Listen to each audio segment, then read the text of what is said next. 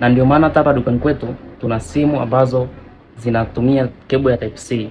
Kutumia simu ya cable inayotumia cable ya type C inamaanisha hiyo simu ina uwezo wa kuchaji haraka, lakini pia kutransfer mafaili kutoka kwenye simu hiyo kwenda kwenye simu nyingine itakuwa ni chap kupitia USB, lakini pia unapata ile uhuru wa kuchaji simu yako popote pale, kwa sababu USB-C imekuwa ndo standard kwenye sehemu ya chaji. Kwa hiyo kama simu yako inatumia chaji tofauti na USB-C, ni vizuri kubadilisha kifaa chako ili kuendana na wakati uliopo.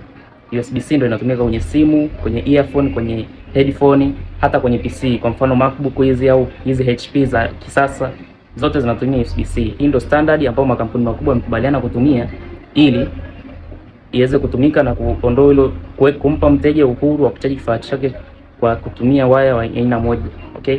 Kwa karibu sana ofisini kwetu uje ujipatie simu ya uhakika kabisa. Simu kama unavyoziona hapo zimenyooka, simu safi kabisa kwa bei nafuu utajipatia hapo ofisini kwetu. Wasiliana nasi kupitia namba zinazoonekana kwenye screen hapo. Sisi tupo Moshi mjini. Karibu sana.